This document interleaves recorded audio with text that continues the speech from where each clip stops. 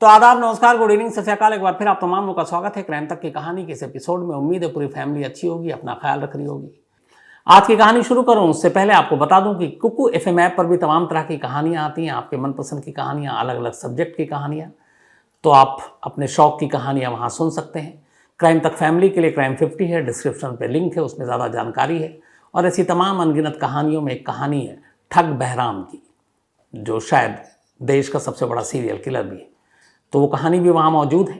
तो जब भी आपका जो सुनने का मन करे तो कुकू एफएम ऐप पर आप जाकर अपने मनपसंद की कहानियाँ सुन सकते हैं। दिल्ली में पिछले बल्कि 3-4 दिनों से मौसम बहुत ही अच्छा सुहाना हो रहा है। लगातार बारिश हो रही है, इसकी वजह से कई परेशानियाँ भी हैं, जगह जगह पानी भी भर रहा है, लेकिन कुल मिलाकर मौसम अच्छा है और थोड़ी थोड़ी ठंड सी लग रही है इस वक्त। और शायद अगले 1-2 दिन तक ऐसे ही मौसम रहने की उम्मीद है। तो मौसम ने अपना मिजाज बदला हुआ है, थोड़ा सा कहानी का भी आज मिजाज बदलते हैं आज। और जासूसी कहानी सुनने की बहुत दिनों से फरमाइश हो रही थी, तो आज की कहानी कुछ वैसी ही जासूसी की कहानी है। आपको पता है, दुनिया का हर देश अपने देश की हिफाजत के लिए अपने आस पड़ोस बाकी देशों की जासूसी करता है, ये जानने के लिए, देखने के लिए कहीं उसके देश के खिलाफ कोई साजिश तो नहीं रची जा रही। और इसके लिए तमाम तरीके अपनाए जाते हैं, सब कुछ खुफिया होता है।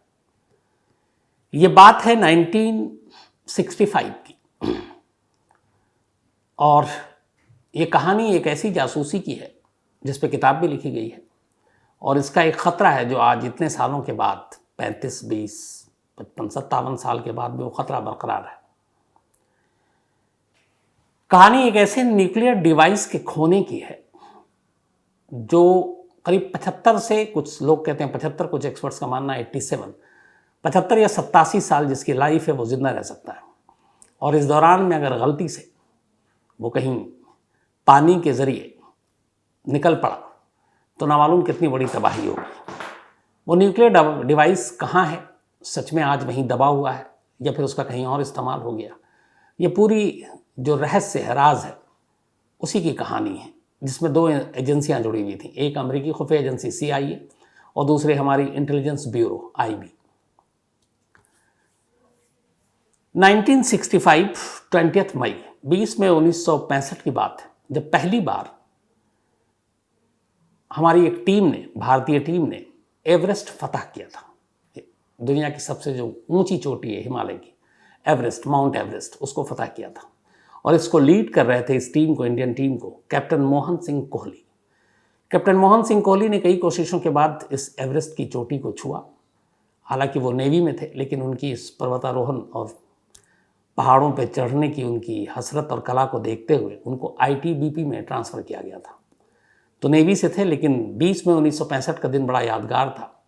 तब लाल बहादुर शास्त्री प्रधानमंत्री हुआ करते थे। बाकायदा उनकी इस अचीवमेंट के लिए कोहली और उनकी टीम को पूरी बधाई दी गई थी। लेकिन यहीं से ये कहानी फिर शुरू होती है। 65 में उन्होंने माउंट एवरेस्ट को छुआ, चोटी को।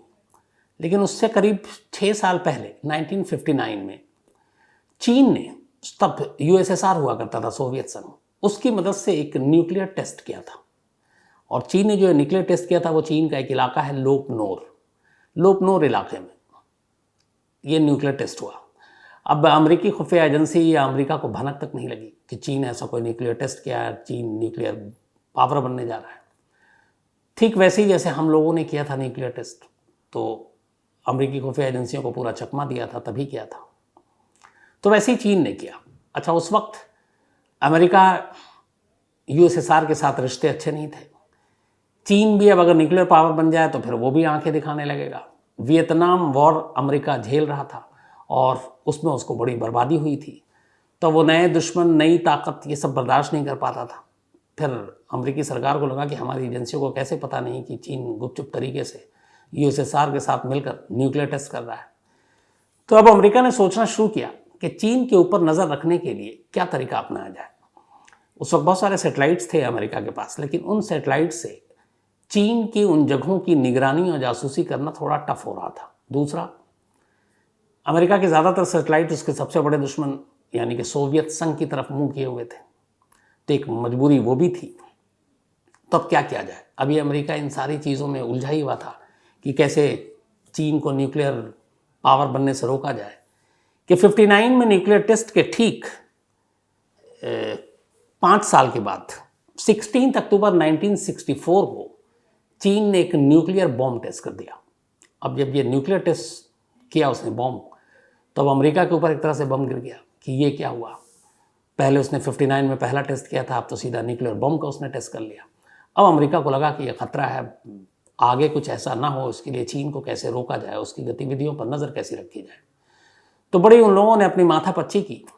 इसके बाद ये तय हुआ कि किसी ऐसी ऊंचाई की जगह पर कुछ ऐसे अपने डिवाइस लगाए जाएं जहां से चीन के ऊपर नज़र रखी जा सके कि वो न्यूक्लियर प्रोग्राम को लेके क्या कुछ कर रहा है। अब ये दोनों टेस्ट चीन ने अपना जो इलाका था उनका लोपनोर वहाँ किया था। अब अमेरिका ने इस दौरान में तमाम अपनी कोशिशें जारी रखी कि कहाँ से नज़र रखी जाए। एक्सपर्ट्स ने बताया कि किसी ऊंची पहाड़ी चोटी से नज़र रखी जा सकती है, लोपनोर तक जो सारी चीज़ें हैं वो पता किया जा सके। अब 65 में इधर captain Mohan Singh Kohli mount Everest फतह कर चुके हैं और 16 अक्टूबर को चीन दूसरा टेस्ट कर चुका है। अमेरिकी खुफिया एजेंसी अब एक प्लान बनाते हैं। अब उनका ये था कि किसी ऐसे देश में जिसका चीन के साथ भी अच्छा रिश्ता ना हो, उसको इस सीक्रेट मिशन में शामिल किया जाए। अब वो भारत था। तो अमेरिकी खुफिया एजेंसी CIA, अपनी भारत सरकार, खुफिया एजेंसी IB, इन सब के बीच में बातचीत हुई और फिर बातचीत के बाद ये तय हुआ कि जो हिमालयन है, अपना हिमालय की पहाड़ियाँ, उसमें एक ऊंची चोटी है कंचनजंगा। अगर उसके पीक पर एक डिवाइस ऐसा लगा दिया जाए जिससे कि हम चीन की हर गतिविधियों पर नज़र रख सके तो बेहतर होगा। अब कंचनजंगा जैसी ऊंची चोटी पर जो करीब 27,000 फीट की ऊंचाई पर है, अब वहाँ पे उस डिवाइस को ले जाना कैसे, क्योंकि वहाँ आप गाड़ी और इसके ज़रिए नहीं जा सकते हैं, आपको पैदल ही चलना है। पैदल चलने के लिए फिर पर्वतारोही चाहिए, एक्सपर्ट्स चाहिए। इसी दौरान में अब मोहन सिंह कोहली माउंट एवरेस्ट फतह कर चुके थे। फिर उनको शामिल किया गया, फिर पूरा प्लान बनाया गया और कहा गया कि कुछ ऐसे डिवाइस हैं जो कंचनजंगा की चोटी पर फिट करने हैं। अब कैप्टन कोहली तैयार हो गए, हुक्म था ऊपर से। पूरी टीम को फिर ट्रेनिंग दी गई, अमेरिका ले जाया गया। अमेरिका में वहाँ पे एक लास्का, वहाँ पे उन्हें ट्रेनिंग दी गई, सारी चीज़ें बताई गई, वापस लौटे। लेकिन जब ये सारे सामान जो ले जाने थे उसका जब भार वार तय हुआ तो पता चला कि ये काफ़ी वजनी है और इसको लेकर ऊपर चढ़ना कंचनजंगा की चोटी पर बड़ा मुश्किल काम है। एक तो मौसम ख़राब कभी हो सकता है, बर्फीली हवाएं चलती हैं, बर्फ़ एक तरह से उसकी आंधियाँ चलती हैं, क्या किया जाए। कैप्टन कोहली को तजुर्बा था, उन्होंने अपने सीनियर अफसरों से कहा कि ये बड़ा जोखिम भरा काम है, मुश्किल है, हमें इसके अलावा किसी और चोटी को चुनना चाहिए। तो फिर तय हुआ कि और कौन सी। तो आखिर में नंदा देवी, जो हिमालयन की ही एक पहाड़ी, उसकी चोटी को चुना गया कई चीज़ों को देखते हुए। इस नंदा देवी की चोटी से चीन के उस लोपनोर शहर की दूरी 500 मील थी, करीब 700-800 किलोमीटर हुआ और उस चोटी से वहाँ पे नज़र आसानी से रखी जा सकती थी और वहाँ जोखिम भी कम था क्योंकि उसकी हाइट भी कम थी। तब तय हुआ कि नंदा देवी की चोटी पर ही ये सारे डिवाइस, जो जासूसी के डिवाइस हैं, उसको फिट करना है। अब इन डिवाइस में बहुत सारी चीज़ें थी। एक जो सारी अलग अलग मशीनें थी, अब वहाँ पर ले जाकर फिट करने के बाद अब उन मशीनों को आपको चलाना था, ऑपरेट करना था जासूसी के लिए, तो उसके लिए एक जनरेटर की ज़रूरत थी। अब पहाड़ी पे, चोटी पे आप सब कुछ फिट करके तो आ गए, वहाँ इंसान तो रहेगा नहीं, तो अब वो कैसे, और हर महीने हफ्ते तो जाकर आप उसमें डीजल और ये भरेंगे नहीं, तो फिर क्या करें। तो इन सारी चीज़ों को, दिक्कतों को देखते हुए पहले ही CIA ने अपने एक्सपर्ट्स के साथ मिलकर इस पर पूरी प्लानिंग की थी।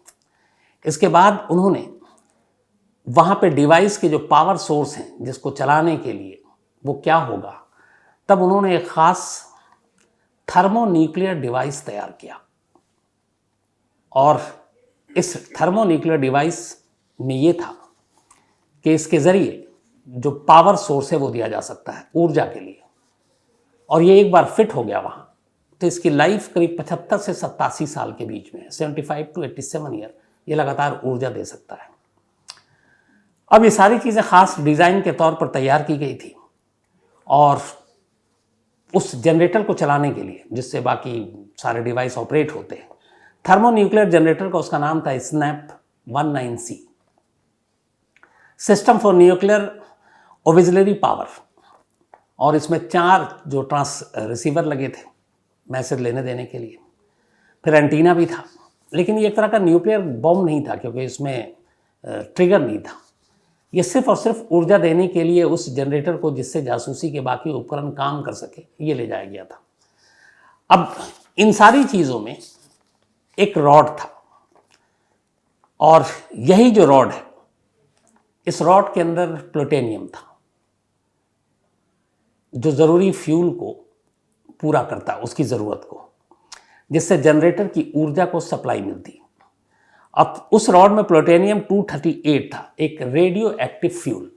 अब रेडियो एक्टिव फ्यूल न्यूक्लियर, इसका मतलब है कि अगर ये लीक हुआ या कहीं संपर्क में आया इंसानों के, तो भयानक नुकसान है, जान जाएगी। लेकिन ये था कि ऊर्जा देनी है, तो इसीलिए इस न्यूक्लियर रॉड, एक तरह का आसान भाषा में अगर कहें, ये तैयार किया गया और इसको अब जाकर उस नंदा देवी की चोटी पर लगाना है, ताकि ये वहाँ से जासूसी के सारे सिग्नल भेज सके। अमेरिकी राष्ट्रपति थे उस वक्त लिंडन जॉनसन। उन्होंने इस पूरे प्लान को सुना, समझा और उसके बाद इसको हरी झंडी दी। अब ये हुआ कि चीन की जासूसी करने के लिए नंदा देवी की चोटी पर जाकर इन सारे डिवाइस को फिट किया जाएगा, और इसके लिए अलग अलग टीम बनाई गई। एक टीम वो थी जो ये सारा सामान लेकर उस चोटी पर पहुंचेगी, उस सामान को वहाँ छोड़ेगी। फिर दूसरी टीम आएगी, जब ये बाहिफाजत सारी चीज़ें पहुँच जाएंगी, और वो उन चीज़ों को इंस्टॉल करेगी, उसमें अमेरिकन भी। तब पहली टीम पहुँचती है, जिसमें अपने मोहन सिंह कोहली कैप्टन, ये कुछ अमेरिकन और बाकी पर्वतारोही, और साथ में इन लोगों के जो थे वो ख़ास तौर पर पहाड़ पे चलने के लिए शेरबा, जो पहाड़ी होते हैं, जो इन रास्तों पे ऊंची ऊंची चोटियों पे आसानी से चलते हैं। तब इन सारी चीज़ों को, सामान को लेकर ये लोग निकलते हैं नंदा देवी की यात्रा पर। और जो ये यात्रा शुरू हुई थी 24 सितंबर 1965, 24 सितंबर 1965 को नंदा देवी बेस कैंप से ये टीम रवाना होती है। और ये था लाटा, एक गांव है नंदा देवी से करीब 125 किलोमीटर की दूरी पर। तो यहीं से ये सारी चीज़ें शुरू हुई, और 7 अलग अलग फेसों में इस पूरे सफ़र को पूरा करना था और सारी चीज़ों को इंस्टॉल करना था। तो जो सामान था उसके लिए शेरपाओं को रखा गया, जो पहाड़ी पे चलने के एक्सपर्ट्स होते हैं, लोकल शेरपाओं को वो दिया गया।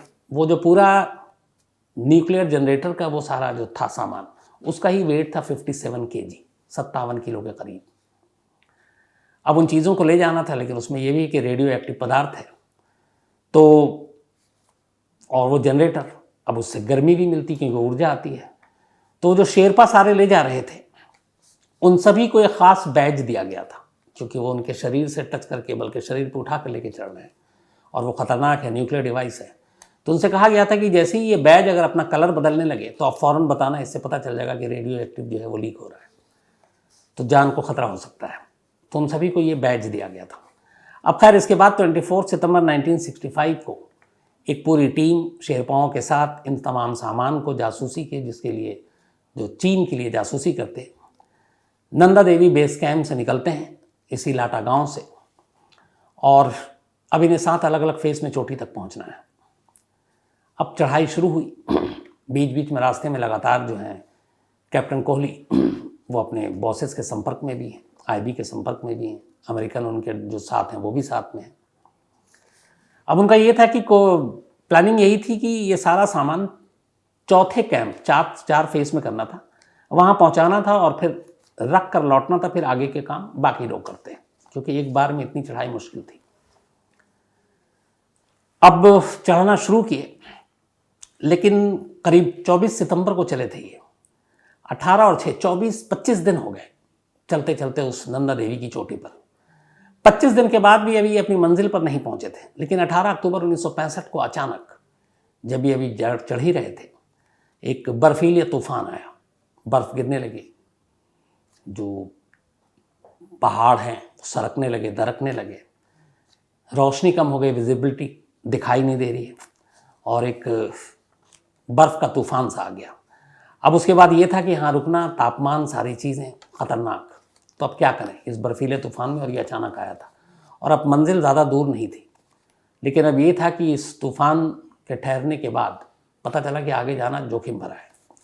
कैप्टन कोहली ने अपने अमेरिकी साथियों और एक्सपर्ट्स से सलाह मशवरा किया, और फिर इन लोगों ने यह तय किया कि काम करते हैं, वापस लौटते हैं, क्योंकि आगे जाना जान गंवाना है, और फिर मौसम साफ़ होने के बाद वापस आएंगे।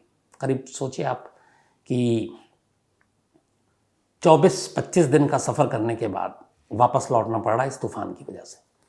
बट लौटने से पहले अचानक कोहली के दिमाग में आया, कैप्टन साहब ने कहा कि हम इतनी दूर आ चुके हैं, अब वापस जाएंगे, फिर इतना वजनी सामान ये सारा लेकर शेरपाओं और हम साथ ऊपर आएंगे तो ये बड़ा और ज़्यादा तकलीफ होगा। तो एक काम करते हैं, जान हमारे ख़तरे में है, सामान तो हिफाजत से रहेगा, तो इन सामान को यहीं छोड़ देते हैं, जिसमें वो सारा रॉड, वो जो जनरेटर, बाकी डिवाइस।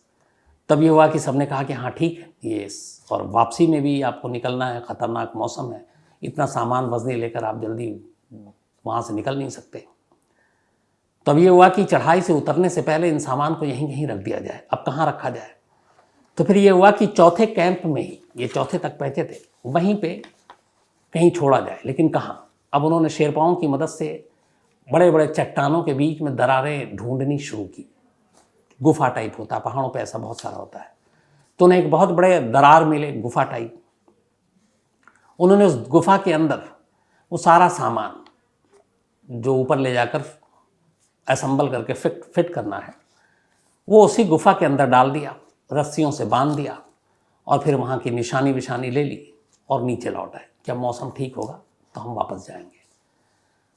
अब वो सारी चीज़ें, वो जो रेडियो एक्टिव पदार्थ है जो रॉड में, न्यूक जनरेटर है, वो सब उसी दरार के अंदर छोड़कर नीचे आ गए। अब ये था कि इसके बाद मौसम ख़राब, फिर सर्दी का मौसम आना शुरू हो और ज़्यादा। तो अब क्या करें? तो इंतज़ार लंबा होता गया। ये लोग नीचे आए थे 18 अक्टूबर 1965 को, मौसम ख़राब हुआ था, और फिर अक्टूबर के एंड तक नीचे आ गए थे। अक्टूबर, नवंबर, दिसंबर ये तो जानलेवा है और इसमें जा नहीं सकते। जनवरी, फरवरी, मार्च भी आ गया। अप्रैल में बर्फ़ पिघलना शुरू होता है तो चढ़ना मुश्किल है। तो उसके बाद नवंबर, दिसंबर, जनवरी, फरवरी, मार्च, अप्रैल, 6 महीने इंतज़ार किया। 7वां महीने अब मई का आया। अब तारीख आ गई मई 1966। 6 महीने बाद मौसम साफ़ हुआ, खुला, बर्फ़ पिघल गया। अब ये लोग वापस ऊपर जाने का फिर से फैसला लेते हैं और पूरी टीम तैयार होती है। अब ये टीम, मौसम इस बार साफ़ था, वक्त से पहले पहुंच जाते हैं उसी चौथे कैंप पर। लेकिन चौथे कैंप पर जब जाते हैं तो सभी चौंक उठते हैं। जिस कैंप को छोड़ कर गए थे वहाँ का पूरा नज़ारा बदल चुका था। न वो दरारें थी, न वो चट्टान, न वो गुफा, मतलब लग ही नहीं रहा था कि ये वही जगह है। लेकिन उन्हें कुछ निशानी छोड़ी थी जिससे थोड़ा अंदाज़ा हुआ यही है। लेकिन सामान तो छोड़िए, जिस गुफा और जिस चट्टान के नीचे उन्होंने वो चीज़ें छुपाई थी, वो चट्टान तक गायब था। शायद बर्फीले तूफान ने उन सबको उड़ा दिया था। अब जब ये पता चला कि सामान गायब, चट्टान गायब, क्या करें? अब ये खबर दिल्ली आई, इसके बाद वॉशिंगटन पहुंची। पहली बार हवा खराब हुई, वो इसलिए कि अब पहले तो ये लगा जो टीम गई थी कि ठीक है, सामान गायब हो गया, कोई नहीं यार, चलो दोबारा ले जाएंगे। लेकिन बहुत सारे लोगों को ये जानकारी नहीं दी गई थी कि एक्चुअल में जो सामान को ऊपर लेके जा रहे हैं उसमें क्या क्या खतरनाक चीज़ है। अब उसमें वो रेडियो एक्टिव रॉड था जिससे जनरेटर को ऊर्जा मिलनी थी, और वो एक न्यूक डिवाइस था, न्यूक्लियर डिवाइस। अब जब ये पता चला सामान गायब है तो CIA को इसकी सीरियसनेस का अंदाज़ा था। वहाँ की सरकार को पता चला, फिर अपने यहाँ सरकार को पता चला। अब जब पता चला तो हड़कंप मच गया। उसकी वजह ये थी कि कहा गया कि जो डिवाइस है, अगर वो गलती से वहाँ से निकल कर इसी तूफान में पानी तक पहुँच जाए, और गंगा नदी है, तो अगर ये गंगा के रास्ते, मतलब पानी के रास्ते गंगा तक पहुँच जाए, और गंगा आपको पता है कितने किलोमीटर तक फैली हुई है, पूरे नॉर्थ इंडिया में पानी का एक सबसे बड़ा स्रोत है हमारा, तो ये अंदाज़ा लगाया गया कि लाखों लोगों की जान चली जाएगी उस रेडियो एक्टिव की वजह से। अब जब ये पता चला तो ये हुआ कि एक न्यूक्लियर हादसा हो सकता है इस देश में बहुत बड़ा। अब सभी के होश उड़ा दिए। अब सबसे बड़ी बात तो ये थी कि ये अगर बात फैल गई लोगों तक, मीडिया तक, तो क्या होगा? हड़कंप मच जाएगा, दहशत फैल जाएगी। उधर चीन को पता चल गया कि ये सारी साजिश हमारे खिलाफ हो रही थी और उसमें अमेरिका का साथ भारत दे रहा था, तो वो तो वैसे ही पहले से तिल मिला के बैठा हुआ था, वो उल्टा हमसे और पंगा लेता, हमला भी कर सकता था। तो हर तरफ से, एक तो अपने देश के अंदर लोगों के गुस्से को झेलना होता, चीन से उधर अलग दुश्मनी और बढ़ जाती, और इधर लोगों की जान भी खतरे में, अब क्या करें। तो अब ये तय हुआ कि नहीं, उस डिवाइस को किसी भी तरह से ढूंढा जाए। अब उस डिवाइस को ढूंढने की बहुत कोशिश की गई, बहुत सारी टीम, कई साल लगा दिए, लेकिन वो मिली नहीं। वो न्यूक्लियर डिवाइस कहाँ गई नहीं मालूम। इस दौरान में अब उधर अमेरिका की जो अपनी जिस मकसद से उसने उस डिवाइस को वहाँ तक ले गया था जासूसी के लिए, वो उस मकसद में फिर भी लगा रहा। और आखिर CIA की इस कोशिश के बाद उन्होंने 2 और ट्राई किया इसी नंदा देवी पर, और 2 और कोशिश के बाद उन्होंने उस डिवाइस को वहाँ फिट कर दिया, जिससे चीन के ऊपर नज़र रख सके, उनकी न्यूक्लियर प्रोग्राम की जासूसी कर सके। तो नंदा देवी की पीक पर पहुँचा दिया बाकी के 2 कोशिशों के बाद, लेकिन उसमें फिर 4 महीने के बाद खराबी आ गई थी, उसके फ्यूल और बाकी चीज़ों में वो बंद हो गया। अब उसको ठीक करने के लिए फिर दोबारा टीम गई। फिर इसके बाद सोलर डिवाइस का इस्तेमाल किया गया न्यूक की जगह पर, ताकि कोई रिस्क ना हो। और इसी शर्त पे फिर भारत सरकार ने इजाज़त भी दी थी कि आप सोलर का इस्तेमाल करें।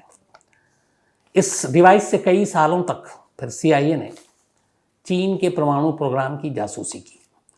लेकिन आज मतलब करीब 34, 20, 54 और 2 56 साल हो गए हैं, आज भी वो न्यूक डिवाइस कहाँ है? क्या वो नंदा देवी की पहाड़ियों में, बर्फीली पहाड़ियों के नीचे कहीं दफन है या कहीं और है? जब भी हिमालय दरकता है, उत्तराखंड से, आपने देखा होगा ये उत्तराखंड का ही पार्ट है, तो ऐसी तबाही आती है, तो एक दहशत आज भी जिन लोगों को मालूम है, वो ये दहशत डराती है कि कहीं इस तूफ़ान में, इस बर्फीली तूफ़ान में पानी तक वो डिवाइस ना पहुंच जाए, जिससे ना मालूम कितना नुकसान होगा। हालांकि ज़्यादातर लोगों का मानना है, इस पर 2 थ्योरी है आज भी। एक ये है कि वो अब भी नंदा देवी की बर्फीली पहाड़ियों के नीचे दफन है वो डिवाइस। दूसरी थ्योरी ये है कि अमेरिका के जाने के बाद भारत ने अपनी तरफ से उसकी काफ़ी खोज की कोशिश की, और ये कंफर्म नहीं है, लेकिन ये कहा जाता है कि शायद भारतीय खोज दल ने उस डिवाइस को ढूंढ निकाला।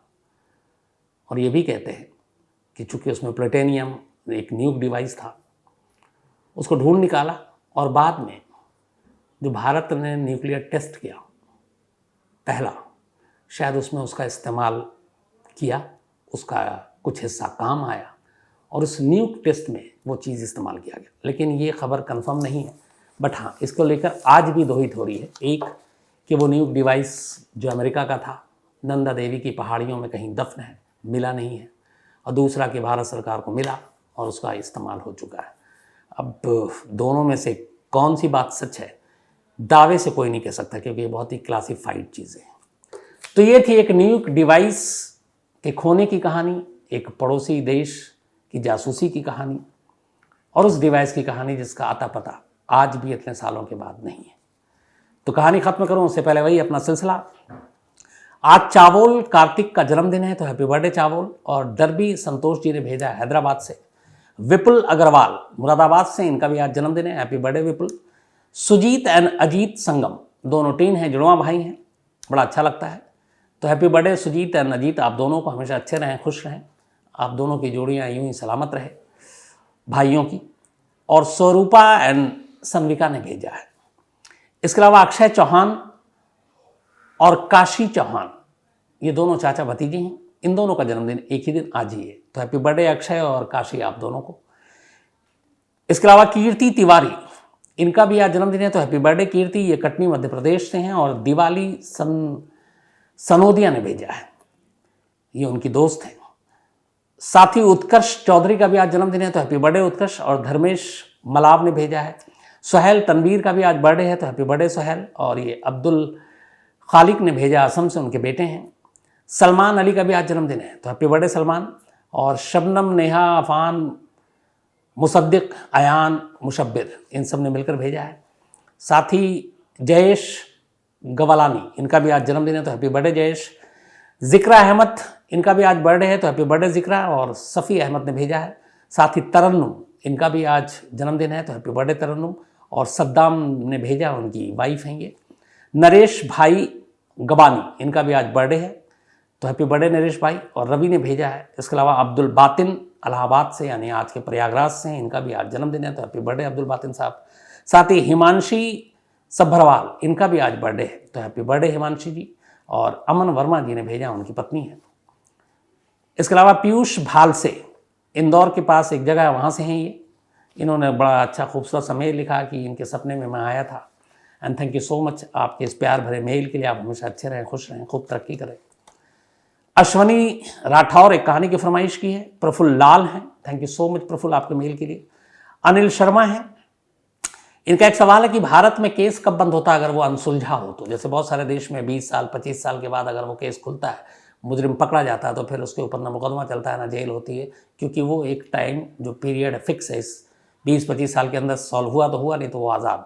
अपने देश में ऐसा कुछ नहीं। अपने देश में मतलब जब से आज़ाद, आप ऐसे मान के चलिए कि 15 अगस्त 1947 को हमारा देश आज़ाद हुआ, अगर 16 अगस्त 1947 को कोई केस हुआ और वो आज भी अनसुलझा है, तो अभी भी अगर वो केस सुलझता है तो उसके खिलाफ कार्रवाई होगी। तो कोई हमारे यहाँ टाइम फिक्स नहीं है किसी केस को सॉल्व करने के लिए। इसके अलावा विनय सिंह ने कहानी की फरमाइश की है। अक्षय भारद्वाज है, thank you so much Akshay, और आपसे कोई नाराज़गी नहीं।